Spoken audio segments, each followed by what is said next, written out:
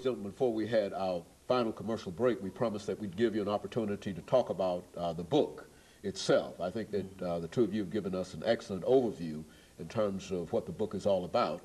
But the book is also, I understand, supposed to be marketed, or at least supposed to come out on the 6th of March. That's correct. And what we'd like for you to do now is to give us some information relative to the publication date and some of the things that are generally associated with the publication date and whatever during this last 6 minutes that we have. Yes.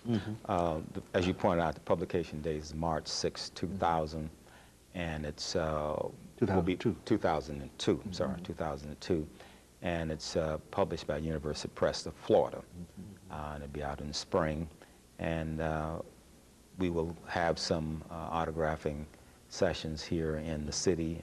Tennessee State will have one, and of course Keebler and Image Bookstore and some of the local bookstores as well as churches and mosques, because we are trying to really generate and stimulate an interfaith dialogue, and that's one of the central themes in the book. Even though we are using Dr. King and El-Shabazz as characters, the broader context is that interfaith dialogue, and the broader context also is that international approach thing. So I'd like for maybe Dr. Baldwin to take us through maybe the introduction and some of the themes that run through the book. Okay, in the introduction we basically set forth the thesis, and that is that Martin and Malcolm can be sources of dialogue for Christians and Muslims in their efforts to break down barriers that separate them, and also in their efforts to come up with solutions and responses, of course, to the range of problems that we continue to face in the community in terms of racism and classism and other problems. We want to try and reach as broad a readership as we possibly can, not merely people in the academic community or the academy. We want to try to reach Muslims and Christians even at the grassroots level. As you may or may not know, a lot has happened in this city over the years in terms of interfaith dialogue. Our reason for wanting to go to mosques and churches, of course, is to reach out to people in the communities so they will understand what we've written rather, and they will be influenced by it in terms of the way they view each other, Christians and Muslims, in terms of the way they relate to each other, and perhaps they might be compelled to come up with some solutions or to work toward common goals in a unified fashion in addressing the problems that we face in the community. So that's our main concern, is to reach this broad readership. Now, in the introduction, we've set forth a thesis, and I mentioned that earlier. Chapter 1 treats Malcolm and Martin in relationship to culture. They are looked upon as cultural figures, cultural heroes in that first chapter. In chapter 2 was written by Dr. AAl-Hadid, and it deals with Malcolm X and Sunni Islam, Al-Hajj Malik El-Shabazz and Sunni Islam. And it takes us through Malcolm's personal spiritual pilgrimage, which began, as you well know, in the Nation of Islam and ended with his acceptance and affirmation of Sunni Islam. Chapter 3 is a chapter that I have written on Martin, Malcolm, and religion.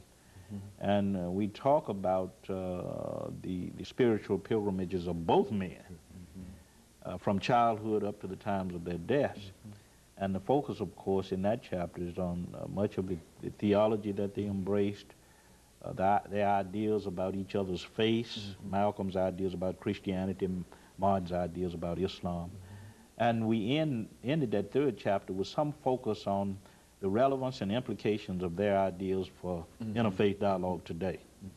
As you well know, this country is the most religiously diverse country in the world, according to recent scholarship. And we think that it's important for people who are engaged in interfaith dialogue to study the lives of these two men. Chapter 4 is another chapter that was written by Dr. AAl-Hadid. Dr. AAl-Hadid in that chapter deals with Malcolm on manhood and family. Their ideas, Malcolm, Martin, manhood and family, what they thought about manhood, their ideas about the importance of the family in the creation of culture and community. Chapter 5 looks at their attitude toward women, their attitudes toward women, I should say. their wives, their daughters, the way they related to women in the movement, in the freedom movement. Chapter 6, of course, is on Malcolm, Martin, and young people, how they related to young people, their children, young people in the struggle, Black Power advocates, Student Nonviolent Coordinating Committee. And Chapter 7 was written by Dr. AAl-Hadid, and it treats Martin and Malcolm in relationship to what he calls the great debate that has occurred historically, going back to people like William Whipper and Frederick Douglass and Henry Highland Garnett, up through Du Bois, Washington, on up to Martin, Malcolm debates. Chapter 8, of course, looks at how Martin and Malcolm viewed each other as persons and as leaders, their relationships, etc. And the final chapter, of course, deals with their views on world community. So we began the book with a focus on their developments within their particular black communities, and we end, of course, with their world visions. You know, one of the things that occurred to me was that both these individuals were assassinated.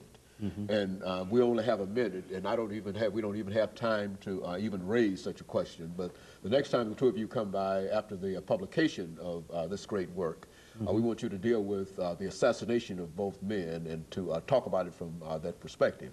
But I'm sure that the information that you've given us now has prepared us adequately for the forthcoming edition of this great work. And of course, we look forward to it, and we'll have you back to talk about it once it's out. And of course, let me encourage our audience to tune in again next week for another informative edition of Comments. Thank you, and good morning.